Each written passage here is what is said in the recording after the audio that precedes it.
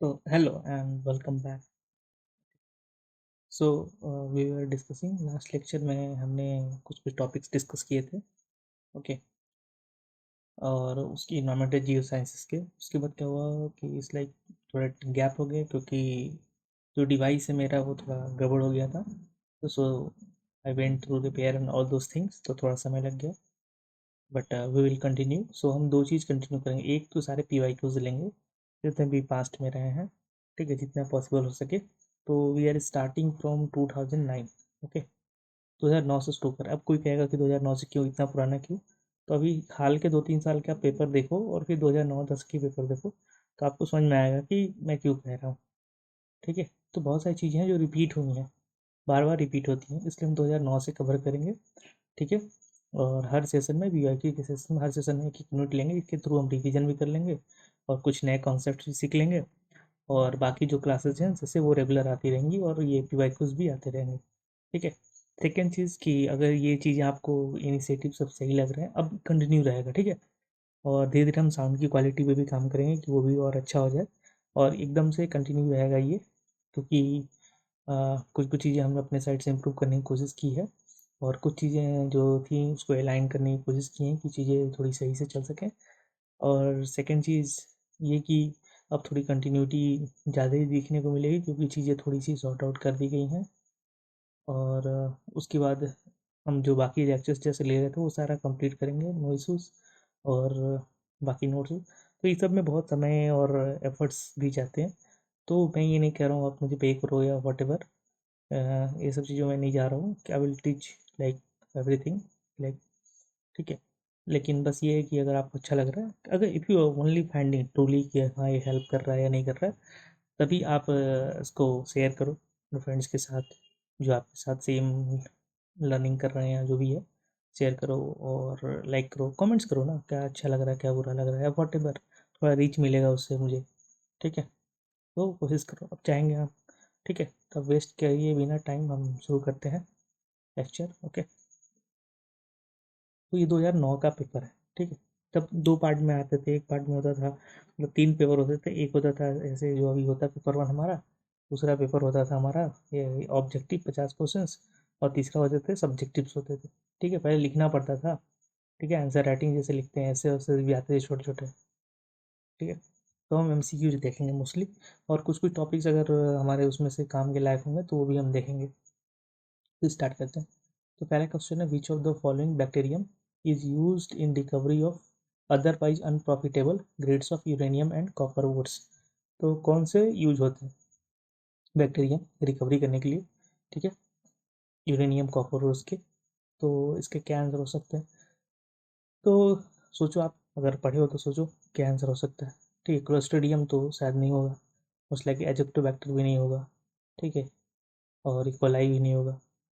तो इसका सही आंसर है थियोबैसिलस. ठीक है. फेरोक्सीडेंस. थियोबैसिलस और फेरोक्सीडेंस. ठीक है. ये एक एसिडोफिल होते हैं, फिलिक जो माइक्रोब्स हैं. ठीक है. और किमोलोट्रॉपिक बैक्टीरियम है. ठीक है. और इनका रोल बायोलीचिंग में होता है. बायोलीचिंग में बहुत हेल्पफुल करते हैं. ठीक है. बायोलीचिंग में ये काम करते हैं.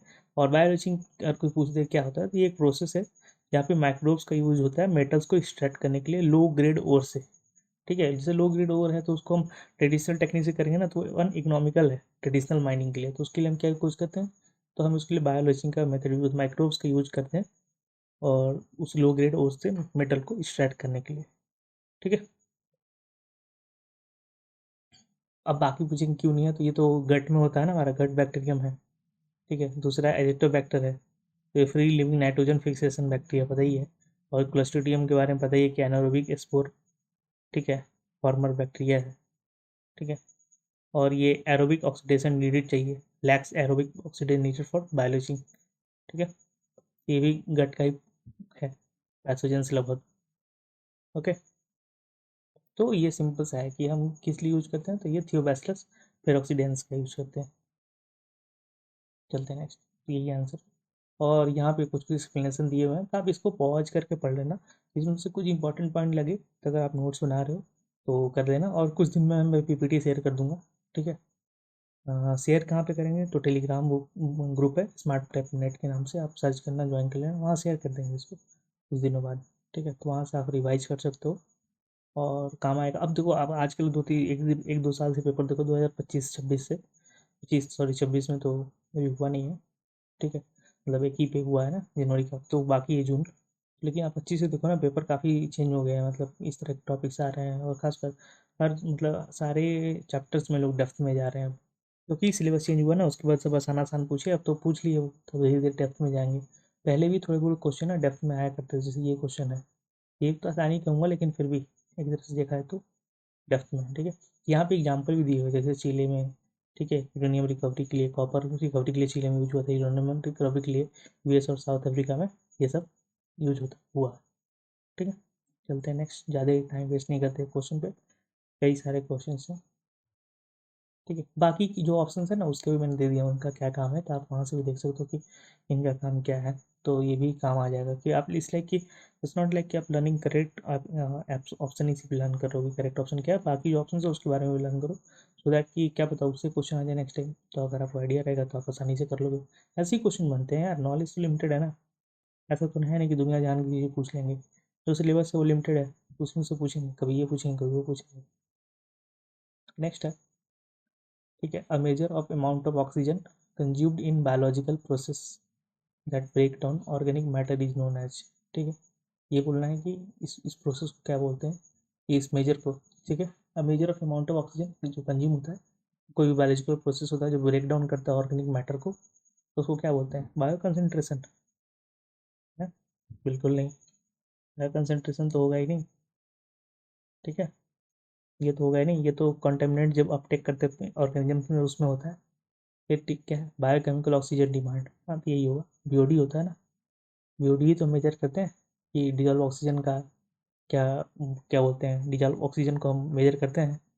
ठीक है, कि कितना मिलीग्राम है पर लीटर वाटर में। ठीक है, और जब हाई बीओडी होता है तो क्या दिखाता है कि वो हाई बीओडी है, तो मतलब अगर बायोलॉजिकल ऑक्सीजन डिमांड बहुत ज़्यादा है, मतलब कि उसका उस वाटर बॉडी में, तो उस वाटर सैंपल में बहुत ज़्यादा ऑर्गेनिजम्स हैं जो कि बहुत ज़्यादा तेज़ी से ऑक्सीजन को कंज्यूम कर रहे हैं। ठीक है, तो इसका मतलब क्या हुआ कि वो पॉल्यूटेड है। ठीक है, जैसे सीवेज है, ये सब है।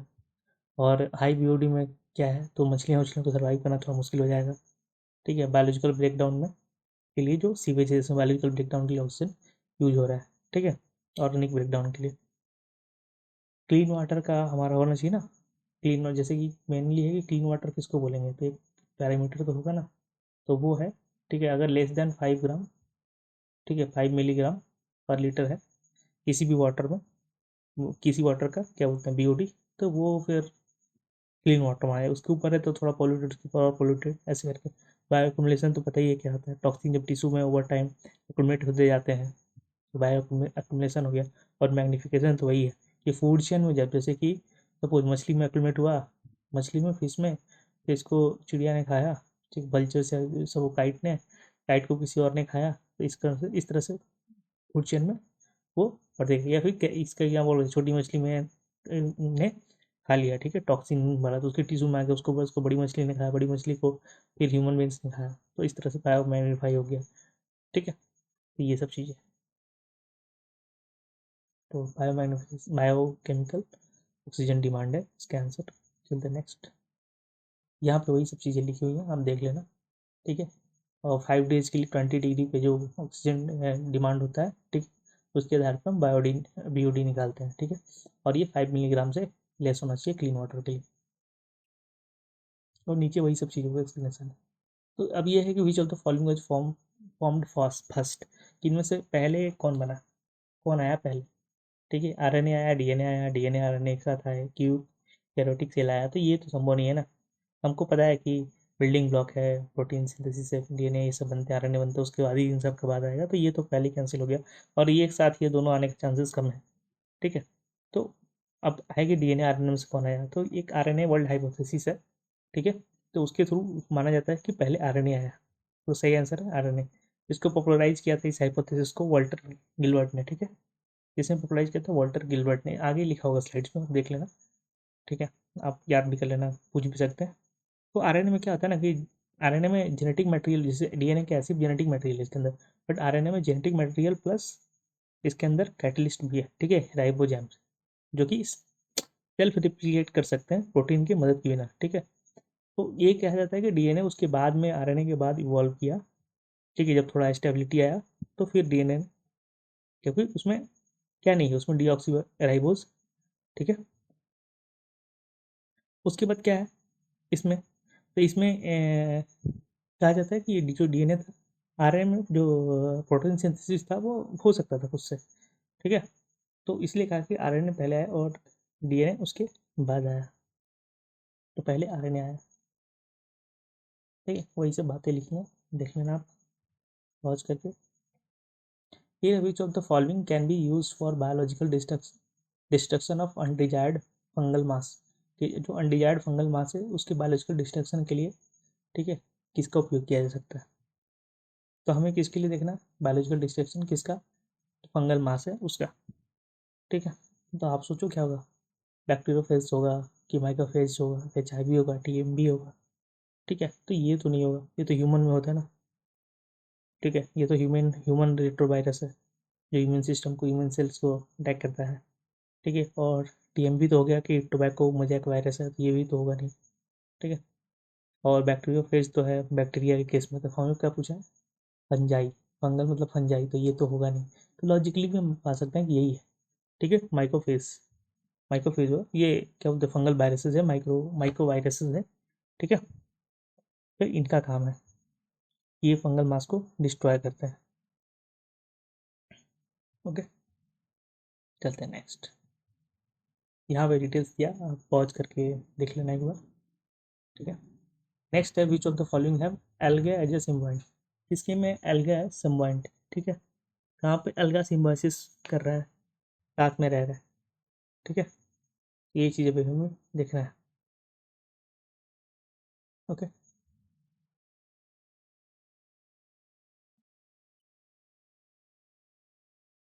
यहाँ पे देखना है तो एक है पाइनस, ठीक है, तो ये तो कॉनिफर रूट्स है, ठीक है।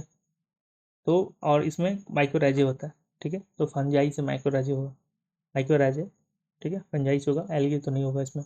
फिर ये वॉलनट, तो वॉलनट तो क्या कह सकते हैं, एक तरह से ट्री है, डिकॉट ट्री है। दूसरा है फिर मैंगो ट्री, तो मैंगो ट्री तो फ्रूट ट्री है जिसमें कोई एल्गल एसोसिएशन होता ही नहीं है, तो क्या बच गया, ठीक है। तो कोरालॉइड रूट्स ऑफ साइकास, साइकास का, ठीक है, जो कोरालॉइड रूट्स होता है, तो ये इसमें होता है हमारा क्या, तो हमारा होता है alga, algal symbiosis, algal association यहीं पे होता है, ठीक है। तो चलते हैं नेक्स्ट, ठीक है। तो ये एक्सप्लेनेशन है और इसका इंपॉर्टेंस क्या है, ठीक है। कोरालॉइड रूट्स का क्या इंपॉर्टेंस है, टिपिकली ब्रांच लाइक कोरल्स होते हैं, grow near the soil surface होते हैं, ठीक है। The cyanobacteria lives inside the root cortex and help the plant by converting atmospheric nitrogen into compound the plant can use, और उसके return में जो रूट्स प्लांट्स होते हैं, plant give the microbes shelter and food. It is neat example of mutual benefit similar to how legumes roots host rhizobium bacteria, though the host and the symbiote are different, ठीक है। तो वही सब बातें हैं, pause करके एक बार आप देख लेना। नेक्स्ट है organisms which require injection of one or several organic compounds are called, ठीक है, कि ऑर्गेनिजम्स हैं जिनको भाई इंजेक्शन करना पड़ता है, जिनको खाना पड़ता है one or several organic compounds को, उसको क्या बोलेंगे, ठीक है, ऑटोट्रॉफ्स बोलेंगे। तो नहीं, ऑटोट्रॉफ्स तो ये काम नहीं करते हैं, वो तो अपना खाना खुद ही अपने अंदर बना लेते हैं, ये तो होगा नहीं, ठीक है। कीमोट्रॉप्स होगा नहीं कोई, वो तो केमिकल से बनाते हैं, ठीक है, एक्सट्रैक्ट करते हैं केमिकल से एनर्जी को, ठीक है। जो फैकल्टेटिव ऑटोट्रॉफ्स होते हैं, तो फैकल्टेटिव ऑटोट्रॉफ्स का काम है, ठीक है, तो वो तो ये काम ये भी नहीं करते, उसको कहते हैं हेटरोट्रॉप्स। तो हेटरोट्रॉप्स ही का सही आंसर, ठीक है, ये आंसर हेटरोट्रॉप्स। क्यों, कि हेटरोट्रॉप्स का मतलब ये होता है कि अदर फिटस, दूसरों पे खाना, दूसरों पे निर्भर रहना, ठीक है। तो ये अपना ऑर्गेनिक कंपाउंड से खुद, ठीक है, खुद सिंथेसाइज नहीं कर सकते इनऑर्गेनिक सोर्सेज को, मतलब ये अपना खाना खुद नहीं बना सकते आसान भाषा में, ठीक है। तो रेडीमेड जो ऑर्गेनिक होता है ना, उसको वो सीधे इस्तेमाल कर लिया, जैसे ग्लूकोज हुआ, जैसे कि ईटिंग एनिमल्स हो गए, ठीक है, या फिर जो फंजाई है, ठीक है, वो भी हेटरोट्रॉप्स में आते हैं और वो ऑब्जर्वेशन कर लेते हैं, या पैरासाइट्स हैं, ठीक है। तो इसमें जैसे हर्बीवोर्स हो गए, कार्निवोर्स हो गए, ओमनीवोर्स हो गए, डिकम्पोजर्स हो गए, ये सब किस में आएंगे, ये सब आते हैं हेटरोट्रॉप्स में, ठीक है। चलते हैं, जैसे हम भी हेटरोट्रॉप्स हैं, ठीक है, अपना खाना खुद नहीं बना पाते, किचन में जाके बनाने वाले को नहीं बोलेंगे, ठीक है, क्योंकि हम प्लांट्स और अदर चीज़ें की हेल्प से बनाते हैं ना। ऐसा थोड़ी है कि हमारे पास रख दिया जाए नाइट्रोजन, सोडियम, पोटेशियम, कैल्शियम और क्या लो बना लो खाना, नहीं है ना। एयर वाटर दे दिया जाए, सनलाइट तो नहीं होगा ना, उनसे नहीं होगा, ठीक है, the but plants able to do, ये डिफरेंस है। चलते हैं नेक्स्ट। तो वही सब चीज़ें यहाँ पे डिटेल में लिखी हुई है। यहाँ पे फैकल्टेटिव एप्रोट्रॉप्स के बारे में लिखा गया, तो वर्सेटाइल माइक्रो ऑर्गेनिजम्स होते हैं, ठीक है, मोस्टली बैक्टीरिया और प्रोटिस्ट होते हैं। तो स्विचिंग कर लेते हैं, क्या होता है, मेटाबॉलिज्म, जैसा ज़रूरत वैसा कर लेते हैं। वो ऑटोट्रॉफी भी चले जाते हैं, अपना खाना खुद ही बनाते हैं, और हेटरोट्रॉफी भी कर लेते हैं, ठीक है। इन्वायरमेंटल कंडीशन, जैसा माहौल वैसा चेंज हो जाता है, ठीक है। तो मोस्टली, ठीक है, कि जैसा मौका देखा बदल गया वैसे, ठीक है। तो ये सब चीज़ें हैं। Which of the following cell is present in bone cortex, कि बोन कॉर्टेक्स में कौन से, वैसे अब इस तरह के सवाल नहीं आते, लेकिन फिर भी आप देख लेते हैं। तो इसका सही आंसर है ऑस्टियोब्लास्ट, ठीक है। इसमें ज़्यादा मैं नहीं कहूँगा कि कौन सा है बताओ, क्योंकि अब इस तरह के सवाल नहीं आते हैं, आजकल आने बंद हो गए हैं, लेकिन क्या बता, ठीक है। तो ऑस्टियोब्लास्ट होते हैं, वो बोन फॉर्मिंग सेल्स होते हैं, ठीक है, बोन फॉर्मिंग सेल्स होते हैं जो कि बोन कॉर्टेक्स में रहते हैं, कॉम्पैक्ट बोन में। तो उनका काम यही है, बाकी उतना इम्पोर्टेंट नहीं है। मेनली इनका ऑस्टियोब्लास्ट का कोई पूछ दे कि इसका उपयोग क्या है, तो ये रिपेयर करते हैं, बिल्ड करते हैं बोन्स पोस्ट फ्रैक्चर, जब टूट जाता है ना बोन, हड्डी जुड़ता है, तो उसके बाद जो रिपेयर का काम होता है, तो वो इनका काम, इन्हीं का काम है, ठीक है, ऑस्टियोब्लास्ट का, ठीक है। ये बिल्डर्स होते हैं, responsible for new bone formation during growth and fracture killing.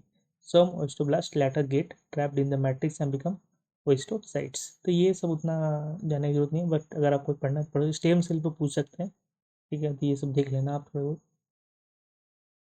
अब नेक्स्ट हमारा इक्वेशन पे क्वेश्चन है, equation of state of A gas, ठीक है, एक स्टेट, एक गैस, उस स्टेट का इक्वेशन है, इनकॉर्पोरेटिंग द वंडर वॉल्स, ठीक है, वंडर वॉल्स, ठीक है, van der Waals, the correction is given as, तो इसमें से कौन सा सही है, ठीक है। पूछा है कि जो वंडर वॉल्स करेक्शन है, इसमें से कौन सा सही है, कि in the equation of state of gas incorporating the wonder walls, एक गैस है, ठीक है, एक और वो इन वंडर वॉल इनकॉर्पोरेट कर रहा है, तो उसका सही इक्वेशन कौन सा होगा, करेक्ट इक्वेशन कौन सा होगा, ये पूछा है, ठीक है।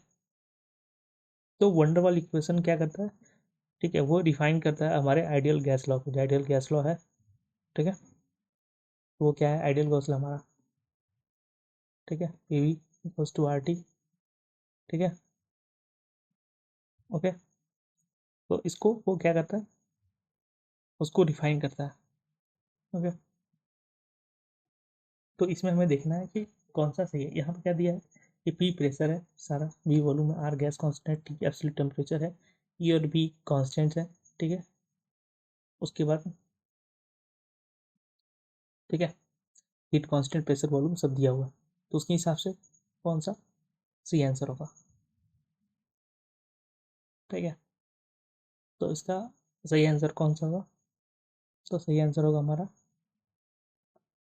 ये, ठीक है, प्रेशर प्लस जो हमारा कांस्टेंट दिया है ए वाई, वी वॉल्यूम का स्क्वायर, ठीक है, into V minus volume minus, ठीक है, जो हमारा सेकेंड कांस्टेंट है, इक्वल्स टू आर टी, ठीक है। अब यहाँ पे ए जो है, ठीक है, वो इंटर मोलिकुलर जो अट्रैक्शन है उसको करेक्ट करेगा, ठीक है। बी है जो मोलिकुलर वॉल्यूम को करेक्ट करेगा, बी यहाँ पे वी जो हमारा है वो मोलिकुलर वॉल्यूम को है, इसीलिए दो हम कॉन्स्टेंट्स लिए हैं, ठीक है। और पी तो हमारा प्रेशर है ही, ठीक है। अब वी हमारा हो गया कि जो मोलर वॉल्यूम होता है, और आर हमारा हो गया गैस कांस्टेंट, और टी हो गया टेम्परेचर, ठीक है।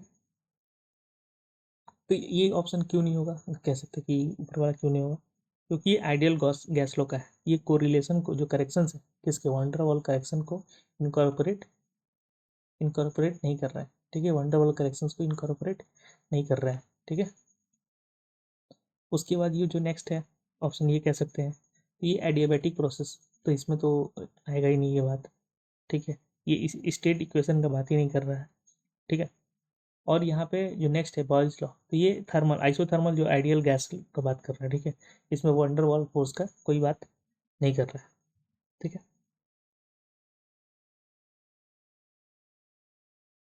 ओके, तो ये चीज़ यहाँ पे ध्यान देना। तो यहाँ पे ये सब चीज़ें लिखा हुआ है कि आइडियल गॉस लॉ में हम एज्यूम कर लेते हैं कि पी वी इक्वल टू, ठीक है, R T. Assume that gas particles have no volumes and no attraction. But real gases ऐसे बिहेव नहीं करते, परफेक्टली नहीं बिहेव करते हैं, ठीक है। और वो भी हाई प्रेशर और लो या फिर लो टेम्परेचर पे। तो वहाँ पे क्या रहता है, वंडर वॉल्स इक्वेशन आ जाता है करेक्ट करने के लिए कि भाई ये जो हाई प्रेशर या फिर लो टेम्परेचर है उसका जो इम्पैक्ट पड़ रहा है गैसेस पे, ठीक है, तो उसके हिसाब से वो कर सके। तो उसमें क्या होगा, इंटरमॉलिक्यूलर अट्रैक्शन होगा, ठीक है। प्रेशर कंसेप्ट करेक्ट, ठीक है, प्रेशर करेक्शन करना पड़ेगा ना कि जब आप बहुत ही, जैसे सपोज कि गैस है उसको दबाओगे तो उसके इंटरमोलिकुलर अट्रैक्शन वो सब तो चेंज हो रहा है ना प्रेशर के कारण, ठीक है।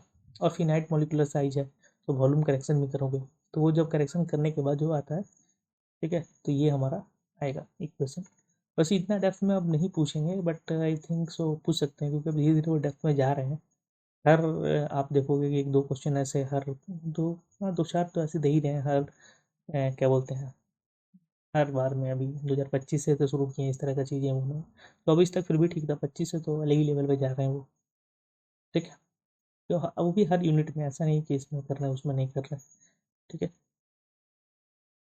अब यहाँ पे और देख लीजिए, जो मॉलिक्यूल्स होते हैं ना अट्रैक्ट करेंगे ईच अदर को, तो measure pressure is lower than the ideal. जो मेजर प्रेशर रहेगा वो लोअर होगा, सो वी ऐड करेक्शन।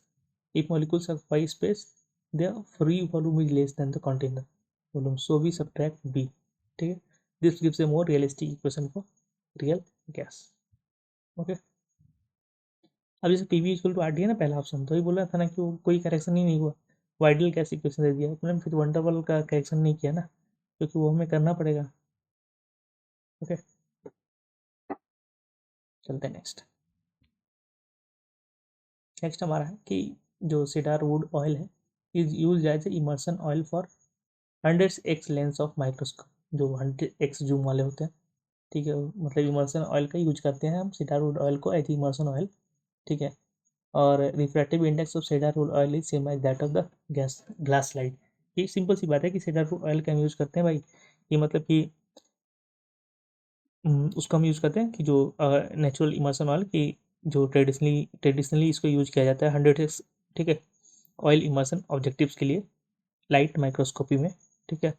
तो वो जो ग्लास की रिफ्रैक्टिव इंडेक्स है ना उसको मैच कराने के लिए इसका उपयोग किया जाता है। जैसे ग्लास की रिफ्रैक्टिव इंडेक्स है लगभग 1.51 से 1.52, ठीक है। तो जो इसका उपयोग किया जाता है कि जो लाइट रिफ्रैक्ट हो रहा है ना उसके कारण, तो वो मिनिमाइज हो सके, क्योंकि 100x में आप जब देखोगे तो वो पतला सा स्लाइड भी बहुत बहुत कुछ चीज़ बदल सकता है, ठीक है। तो इसका उपयोग करते हैं ताकि वो क्या बोल सकते हैं, जो स्पेसिमेन है जो लेंस का इंटरफेस पे है, ठीक है, वहाँ पे रिफ्रैक्शन जो है वो कम से कम हो सके, ठीक है, और उसके कारण जो न्यूमेरिकल अपर्चर है वो बढ़ाया जा सके, ठीक है, मतलब अच्छे रेजोल्यूशन में आया है, ठीक है। रिफ्रैक्शन तो पता ही होगा क्या होता है, ठीक है, ये तो बहुत ही बेसिक चीज़ है। तो उसको सही करने के लिए, उस रिफ्रैक्शन को सही करने के लिए हम सेडारवुड ऑयल का उपयोग करते हैं, ठीक है। अब ये नेक्स्ट तो ठीक है, तो इसका तो ये पहला सही होगा। दूसरा, refractive index of cedarwood oil is same as that of glass slide, तो ये गलत बात है, ठीक है, ये सेम नहीं है, ठीक है। जो रीजन दिया हुआ है वो सही नहीं है। पर्पज क्या हमारा कि जो लेंस ग्लास का रिफ्रैक्टिव इंडेक्स है, ठीक है, उसको मैच करना, ना कि ग्लास स्लाइड जो कवर स्लिप है उसको मैच करना, ठीक है। तो उससे क्या होता है कि जब मैच करने पे ना, जो एयर ग्लास इंटरफेस का लॉस है ना, जो ग्लास और एयर के बीच में जो गैस गैप है, ठीक है, ठीक है ना, उस गैप के बीच में जो रिफ्रैक्शन हो रहा है, ठीक है, रिफ्रैक्शन क्या है कि मीडियम चेंज होता है तो ये ऑब्जेक्ट ऐसे ऐसे दिखने लगता है, ठीक है, जबकि ये जा रहा है असल में ऐसे ही, लेकिन हमें दिखता है कि यहाँ पे है, ठीक है, मीडियम चेंज, ये वाटर है और ये एयर है, तो ठीक है। तो उसको सही करने के लिए कि वो एकदम सही दिखे तो सीडारवुड ऑयल का यूज करते हैं, क्योंकि नेचुरल इमर्सन ऑयल है, ठीक है,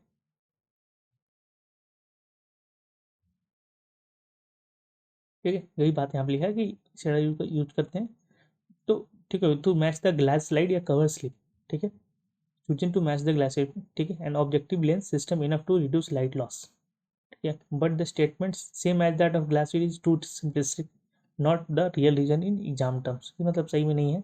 the real reason is to minimize refraction and increase numerical aperture, उसके लिए इस्तेमाल होता है। अब आई थिंक इस तरह के नहीं पूछते हैं, लेकिन फिर भी देख के जाने में क्या भलाई। हाउ डू इंसेक्ट, ठीक है, फेरोमोन्स होते हैं insect, how do insect pheromones work as a biopesticide, जो इंसेक्ट के अंदर फेरोमोन्स होते हैं वो बायोपेस्टिसाइड के रूप में कैसे काम करता है। ठीक है, तो अब इंसेक्ट फेरोमोन्स क्या होते हैं, इस इंसेक्ट फेरोमोन्स होते हैं, ठीक है, तो वो, ठीक है, वो क्या होते हैं, अट्रैक्टेंट्स होते हैं। ठीक है, इंसेक्ट फेरोमोन्स, जो फेरोमोन्स होते हैं वो अट्रैक्टेंट्स होते हैं कि वो अट्रैक्ट करते हैं। ठीक है, किसको, तो मेट को। तो कई बार वो बायोपेस्टिसाइड, ठीक है, की तरह भी काम करते हैं, बायोपेस्टिसाइड की तरह भी काम करते हैं।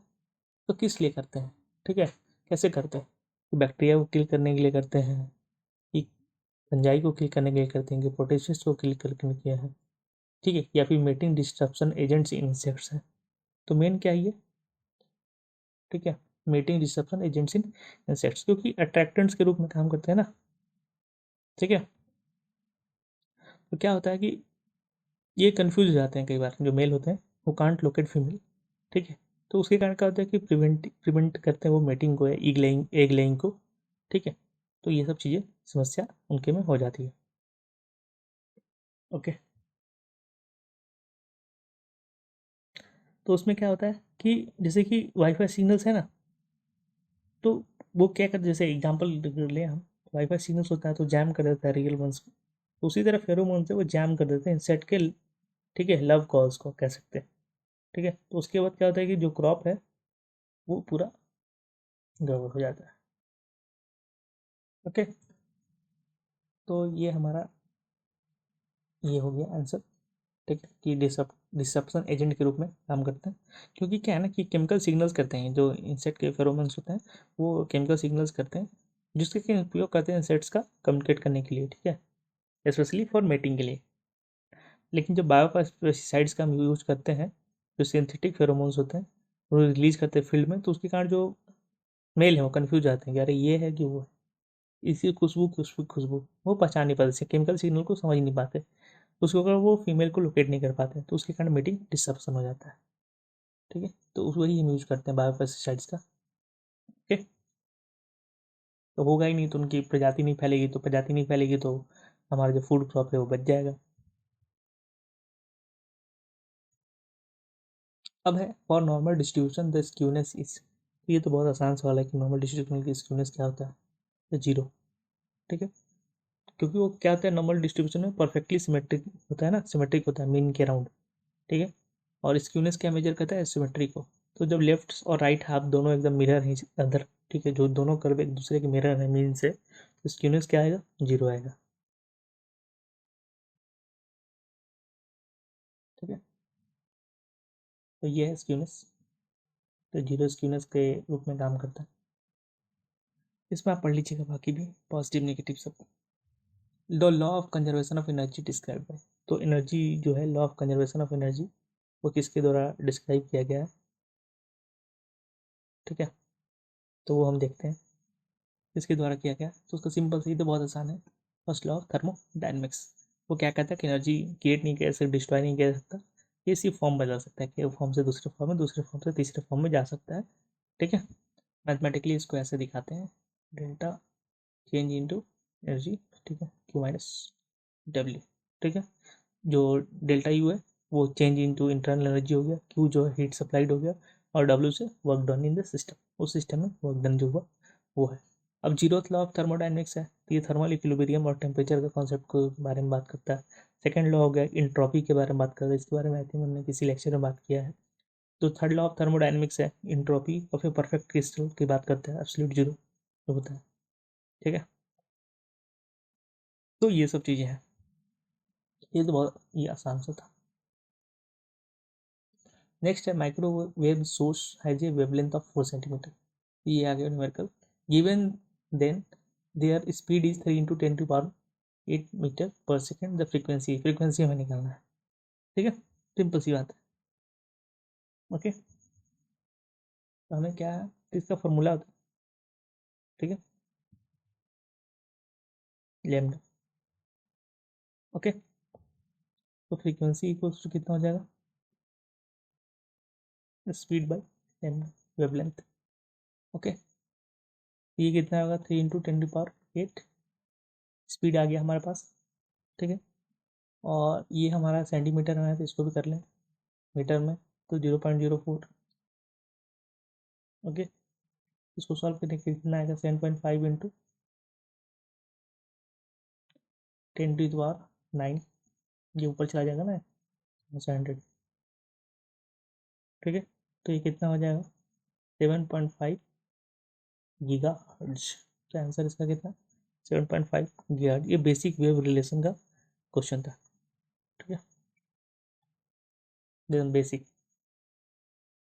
As per temperature of an N type semiconductor increases the number of hole. ये जो हमारा रिन्यूएबल एनर्जी ये सब में सोलर, उसमें इस तरह के सवाल अब मुझे लगता है कि वो पूछना शुरू करेंगे फिर से वापस, क्योंकि अब धीरे धीरे वो उस लेवल पर जा रहे हैं।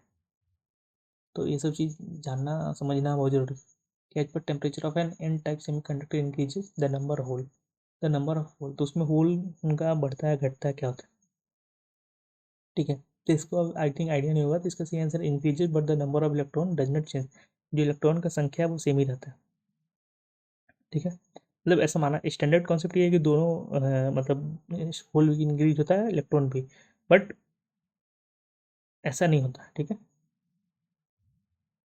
ओके, द होल्स इंक्रीज होते हैं और electrons level approximately level constant ही रहते हैं। ठीक है, जो एन टाइप के सेमीकंडक्टर होते हैं, ठीक है, तो उसमें डोनर इम्प्योरिटीज होता है जो कि एक्स्ट्रा इलेक्ट्रॉन देता है।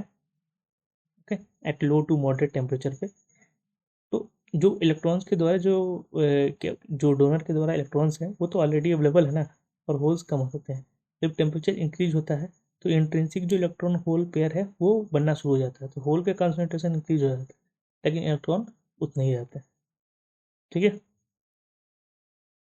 तो जो है हीटिंग होता है ना सेमीकंडक्टर को, जो हीट करते हैं, the more thermally generated charge carrier को। ठीक है, इसीलिए यही सेम जो सिस्टम है यूज करते हैं, इसलिए तो धूप में रखते हैं ना, इसको रखते हैं, और सोलर वोल्टाइक सेल्स को तो धूप में क्यों रखते हैं, यही काम के लिए। ठीक है, अब नेक्स्ट, ये region of electromagnetic spectrum which are used for remote sensing in microwave region. इसका सही आंसर क्या है, इसका सही आंसर है 0.1 to 2.0 सेंटीमीटर। ये तो बहुत आसान है। मेनली क्या है कि माइक्रोवेव रिमोट सेंसिंग है ना, वो वेवलेंथ को रफली यूज करता है 1 mm से लेके 1 मीटर तक। ठीक है, लेकिन मोस्टली हम इसको जो मैं अपने जो यूज़ के लिए या फिर जो हमारा जो क्लासिफिकेशन है, जो एजुकेशनल पर्पज के लिए जो क्लासिफिकेशन है, वो हम मानते हैं 0.1 से। ठीक है, क्या बोलते हैं, सॉरी, ये 0.1 से 30, ठीक है 30 सेंटीमीटर तक हम मानते हैं। ठीक है, सही आंसर है 0.1 से 30 सेंटीमीटर।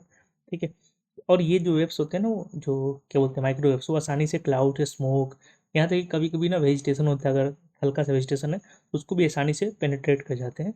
इसीलिए इसका उपयोग होता है किस लिए, रडार के लिए, सैटेलाइट ऑब्जर्वेशन, जो माइक्रोवेव सैटेलाइट होते हैं उसके लिए यूज होता है। ठीक है, अब जी, ओके, ठीक है, तो ये सब बेसिक बातें लिखी हुई हैं। ठीक है, सिंथेटिक जो अपर्चर रडार होता है उसके लिए उपयोग है, वेदर रडार इसके लिए भी माइक्रोवेव का हम यूज करते हैं, कि आसानी से हम अर्थ को ना क्लाउडी या फिर क्लाउडी कंडीशन में भी हम आसानी से उसको पेनिट्रेट करेंगे तो हम आसानी से मैप कर सकते हैं।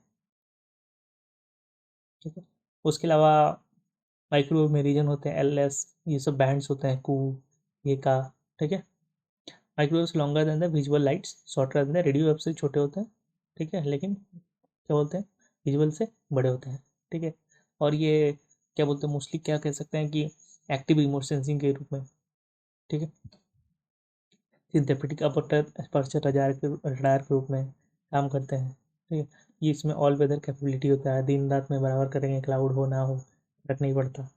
ठीक है, और वो सरफेस से इंटरेक्ट करते हैं, उसके हिसाब से वो जो बैक स्टेट करते हैं, जैसे कि ऊपर से सेटेलाइट से आया पहले और इस पर इंटरेक्ट किया, फिर वापस गया, उसके आधार पर रीड करके फिर हम मैपिंग करते हैं, एग्रीकल्चर में क्रॉप हेल्थ के लिए यूज़ करते हैं, सॉइल मॉइस्चर डिस्ट्रीब्यूशन के लिए, ओशन विंड्स के लिए, ठीक है, फ्लड डिटेक्शन के लिए, स्नो आइस मॉनिटरिंग के लिए, डिजास्टर रिस्पॉन्स के लिए, ये सब चीज़ों के लिए इसका उपयोग करते हैं। क्योंकि सपोज कि क्लाउडी एरिया है और उसमें हमको रिस्पॉन्स करना है, कैसे करेंगे? तो उसका एक ही तरीका है, ठीक है।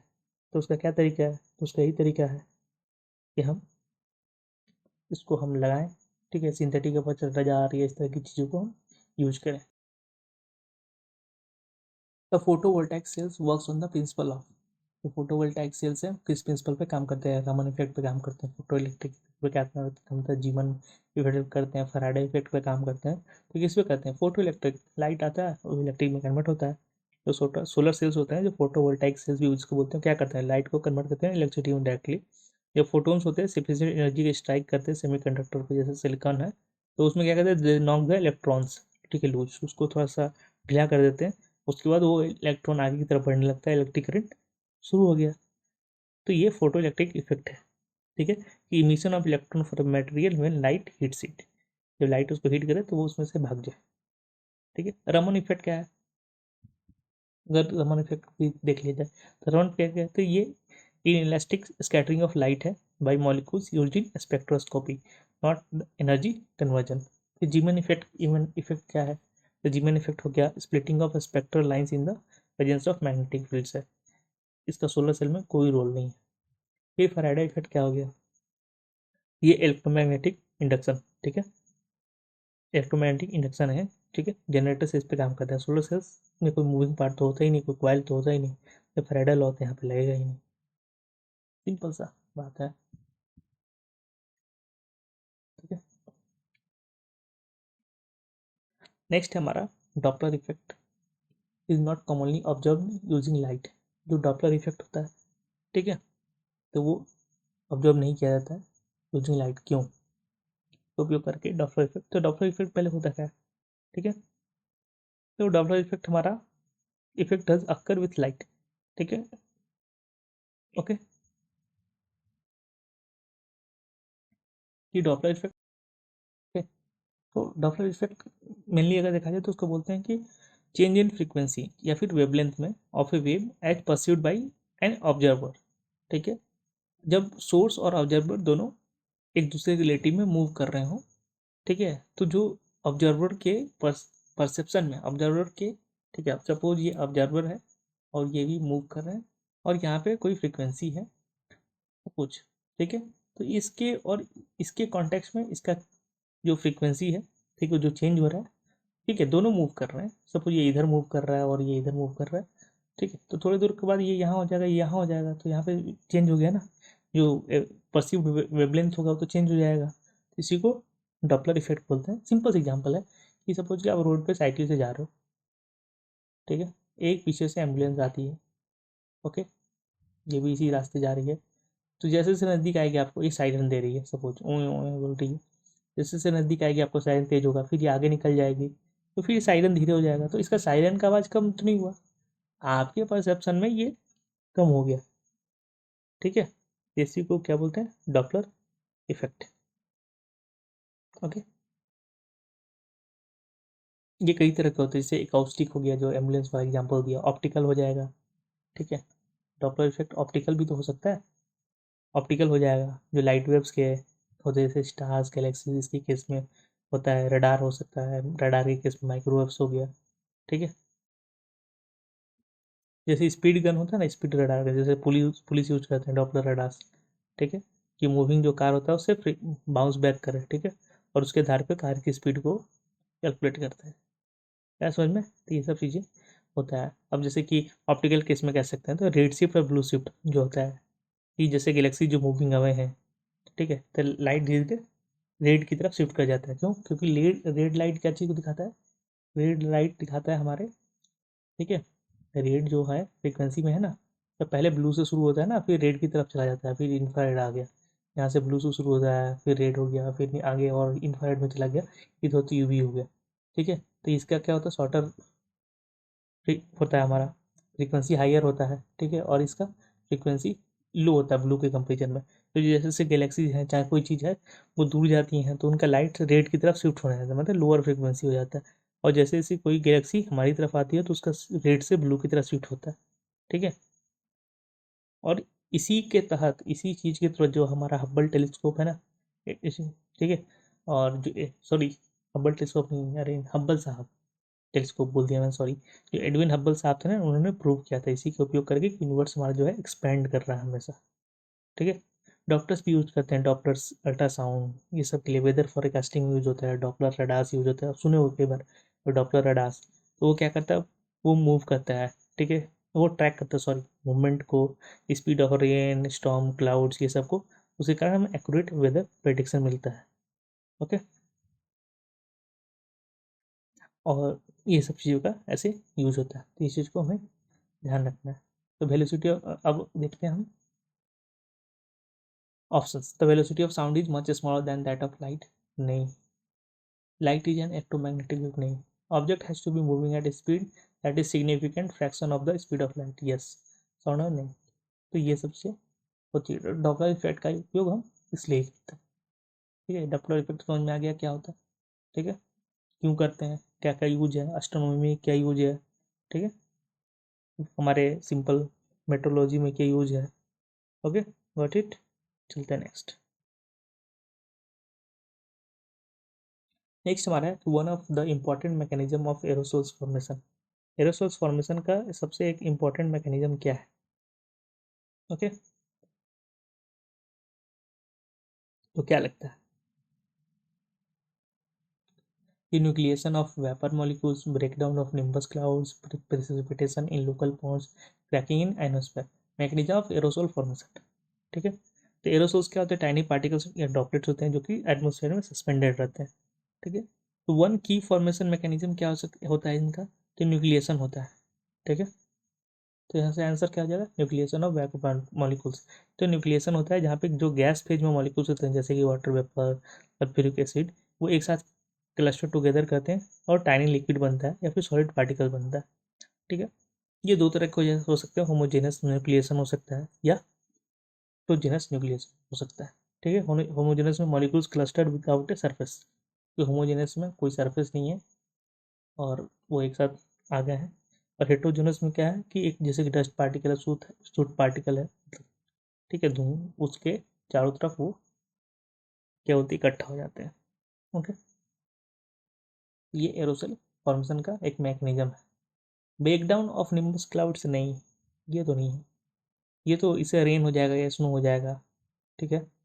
और नेक्स्ट है precipitation of local ponds, precipitation in local ponds, ना ना, ये तो कंडेंसेशन होता है, बारिश हो गया। क्रैकिंग इन आइनोस्फीयर, ठीक है। तो वो तो जहाँ पे आयनाइज गैस है तो वहाँ कोई इट डजंट, वहाँ कोई क्रैक व्रैक थोड़ी होता है, वहाँ पे एरोसोल का बात ही नहीं है, ठीक है। जो हेज होता है ना, आप दिल्ली में देखते हो बहुत जगह या फिर बहुत जगह जो दिल्ली में, तो एरोसोल फॉर्मेशन के कारण है। और जो पॉल्यूटेंट, क्यों, क्योंकि वहाँ पे जो पॉल्यूटेंट गैस है ना, वो न्यूक्लियर के रूप में काम करता है, ठीक है। हेज जैसे होता है ना, जैसे धुंध सा, लेकिन अजीब सा धुंध सा, काला सा या लाल सा, अजीब सा, एक ब्राउनिश टाइप हेज जो होता है, उसमें क्या होता है कि जो पॉल्यूटेंट्स हैं उसमें सूट निकला, कई सारी चीज़ें निकली, ठीक है, डस्ट पार्टिकल्स निकले। अब उसके आसपास ठंडी के दिन में खासकर होता है, क्योंकि ठंडी हुई, ये कंडेंस कर जाएंगे उसके तरफ, चारों तरफ, तो वो हेज बना देते हैं एकदम घरा धुंध की तरह, ठीक है। अब है आइसोमॉर्फिज्म इन सॉलिड। ये अभी मैंने लास्ट लेक्चर में देखा था कि ये सब क्या होता है आइसोमॉर्फिज्म, आई थिंक, जहाँ तक मुझे याद है, ठीक है। तो आइसोमॉर्फिज्म होता है, ठीक है, ये ग्रीक वर्ड से बना है, ठीक है। आइसोस, आइसोस मतलब होता है सेम, और मॉर्फी, मॉर्फी मतलब होता है फॉर्म या शेप, ठीक है। तो आइसोमॉर्फिज्म इन सॉलिड क्या होता है, ठीक है। तो ये क्रिस्टलोग्राफी ने लास्ट लेक्चर में देखा था, क्रिस्टलोग्राफी क्या होता है, उसमें इसका यूज होता है, ठीक है। तो सेम फॉर्म, ये ग्रीक वर्ड है, उससे बना आइसोमॉर्फ से, ठीक है। आइसोमॉर्फिज्म क्रिस्टलोग्राफी में यूज होता है।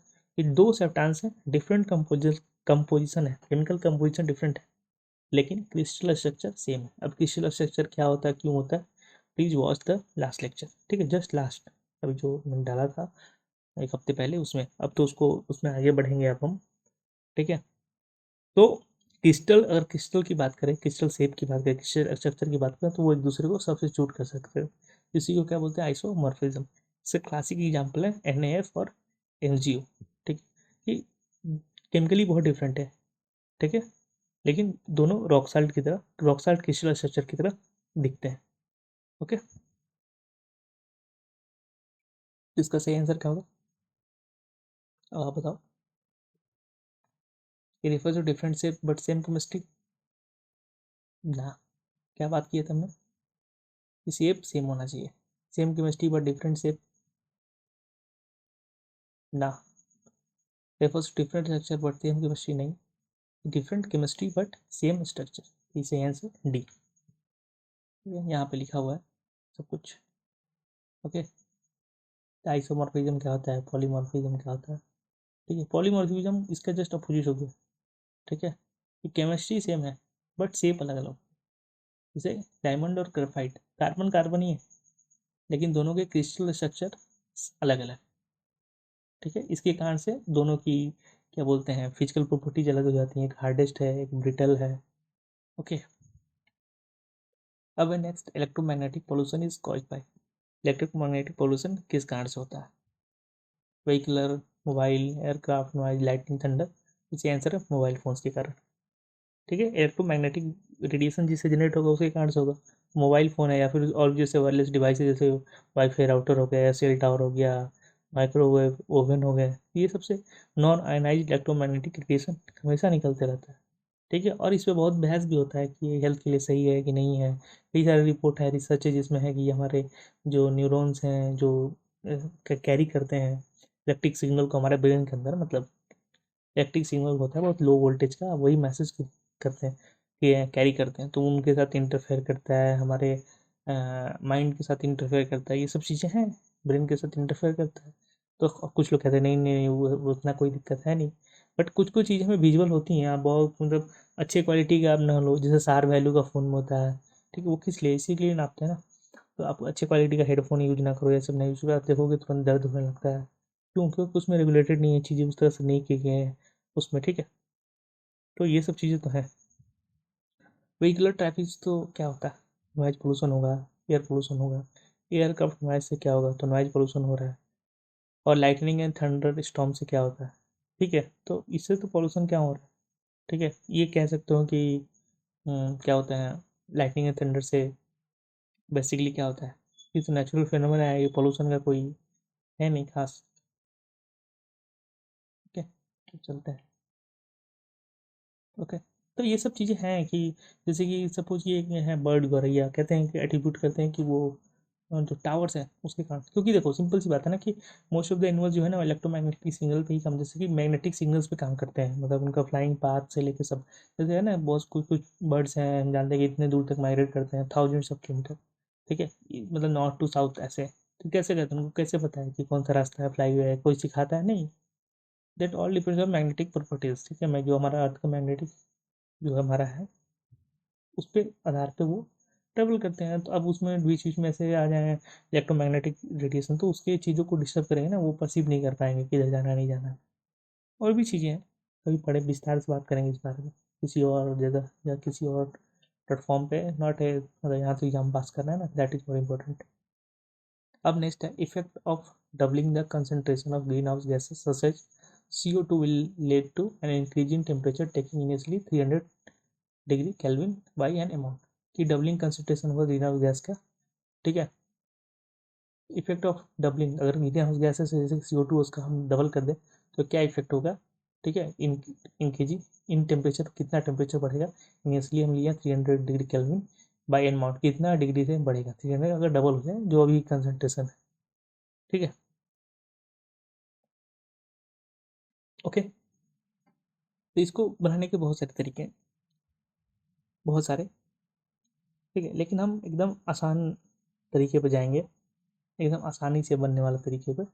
चीज़ हमें याद रखना है, एक चीज़ हमें याद रखना है कि क्लाइमेट सेंसिटिविटी कांस्टेंट। ठीक है, क्लाइमेट सेंस, जैसे इसको भी कैलकुलेट कर सकते हैं लेकिन बहुत ही लंबा प्रोसेस है। ठीक है, तो उतना मैं 4-5 क्वेश्चन बन जाएंगे, जितना आप लोगों को कैलकुलेट करना, वो भी सही से वैल्यू नहीं आया, ठीक है। तो ये याद रखना है कि जो क्लाइमेट सेंसिटिविटी कांस्टेंट है एक, ठीक है, तो वो हमारा यूज लगभग है लगभग 3.5 केल्विन है, ठीक है, 3.5 केल्विन। तो ये हमारा कांस्टेंट है, क्लाइमेट कांस्टेंट, ठीक है, ये याद रखना है। तो अब चेंज इन टेम्परेचर निकाल लें, ठीक है, तो चेंज इन टेम्परेचर निकाल लेंगे। तो चेंज इन टेम्परेचर निकालने के लिए क्या कर सकते हैं, फॉर्मूला इसका है, ठीक है, ये क्लाइमेट सेंसिटिविटी कांस्टेंट, ठीक है, लॉग C2 बाई C2/C1, ठीक है। ये कितना आ जाएगा, तो ये तो जो वैल्यू होगा पहले C2/C1 को कैलकुलेट कर लें, ये कितना आ जाएगा, लगभग आ जाएगा एन C2 क्या है, तो 2 है, डबल हो रहा है, ये 1 है, तो 2 आ गया, तो इसका वैल्यू क्या आ जाएगा लगभग, ठीक है, ln2 का वैल्यू क्या आ जाएगा, लगभग आ जाएगा 0.693, ठीक है। और ये कितना था, ये था, यहाँ पर फिर से लिख देते हैं 3.5K इंटू 0.693, तो ये लगभग कितना आ गया, जिसको अगर सॉल्व करेंगे, दोनों को मल्टीप्लाई करेंगे, ठीक है, तो ये लगभग आ जाएगा 2.5K, ठीक है, 2.5, सॉरी 2.5 नहीं, 2.25 है ना, मल्टीप्लाई 3, हाँ, 2.25 केल्विन आएगा, ठीक है। तो सही इसके नज़दीक सबसे क्या है, 2.26, ठीक है, सही आंसर है। इसको आसानी से शॉर्टकट सॉल्व करने का ना कि हमेशा ये कांस्टेंट याद रखेंगे, ठीक है, कांस्टेंट कितना है, ठीक है, सीधे L2 का लगभग वैल्यू कितना निकालेंगे, तो 7 के आसपास है, इतना नहीं जाएंगे, ठीक है, और कांस्टेंट हमारा कितना है, ठीक है, तो कांस्टेंट भी याद रखेंगे कि लगभग 3.2 है, तो इसको सीधे मल्टीप्लाई करेंगे, हमारा आंसर आ जाएगा 2.2 केल्विन, ठीक है, 2.2 तो जो उसमें है, लेकिन इसमें दिक्कत क्या है कि हमारा एक ये जैसे कि 26 है, ठीक है, अगर इसके 2.2 के जो 2.228 दे दे, 29 दे दे, तो कन्फ्यूजन हो जाएगा, नहीं तो अगर नहीं दिया है तो सीधे आप ये यूज करो, कांस्टेंट याद रखो 3.5 3.2 जो भी है लेना है ले लो आप, और सॉल्व कर लो, ठीक है, तो ये एक तरीका है, ओके। तो ये यहाँ पे आंसर 2.2 डिग्री केल्विन आएगा, और यहाँ पे मैंने पूरा दिया है इसको प्रॉपर, कैसे सॉल्व करना है, कैसे डबलिंग होता है, क्या है नहीं है, सब कुछ यहाँ से आप देख सकते हो, ठीक है। तो यहीं तक हम आज रखते हैं, ठीक है, यहीं तक हम रखते हैं, ठीक है। तो थैंक यू, और अगर सही लगा, कुछ बेनिफिट है या फिर कुछ क्या चीज़ इंप्रूव की जा सकती है, वो थोड़ा बताएं, नेक्स्ट लेक्चर में वी विल इम्प्रूव। तो ये ने हमने फर्स्ट पार्ट किया, इसका सेकंड पार्ट भी कर लेंगे, ठीक है, लगभग 1 आवर के आसपास हो गया डिस्कशन, लगभग मान के चलो कि एक पेपर पुराने वाले करने में 2 घंटे लगेंगे, 50 क्वेश्चन, तो थोड़ा हम स्लो भी जा रहे हैं और थोड़ा एक्सप्लेन करते हुए जा रहे हैं चीज़ों को, अगर अच्छा लगे तो शेयर करें, इसको देखें, फैलाएँ थोड़ा, अगर हो सके तो, ठीक है। थोड़ा मतलब इसमें बहुत एफर्ट जाते हैं, जैसे 1 घंटे के लेक्चर के लिए कम से कम 2-2.5 घंटे मेहनत करनी पड़ती है, स्लाइड्स प्रिपेयर करना अच्छे से, ठीक है, क्रॉस चेक करना चीज़ों को कि सही से है कि नहीं, आंसर्स वगैरह सब कुछ एक्सप्लेनेशन देना कि अगर क्यों है नहीं है, ओके, ये सब में काफ़ी एफर्ट जाता है, जो कि आपको हेल्प करेगा आपकी कई सारी एग्जाम्स में आने में, जैसे भी बहुत सारे असिस्टेंट प्रोफेसर की वैकेंसी जा रही हैं, नेट है, स्टेट्स के जो होते हैं एलिजिबिलिटी टेस्ट होते हैं, ये सब जगह, और भी कई सारे एग्जाम्स होते हैं, तो वो जो जगह इसको ये हेल्प करेगा, ठीक है। तो मिलते हैं फिर नेक्स्ट इसके सेकंड पार्ट में, और जो हमारा इन्वायरमेंटल जियो साइंस का जो लेक्चर था उसके, ठीक है, और मे बी नेक्स्ट टाइम से थोड़े और इम्प्रूव साउंड आपको देखने मिलेगा। थैंक यू, और इसको लाइक करें, शेयर करें प्लीज़, इतना तो कर सकते हैं एटलीस्ट बेसिक। Thank you.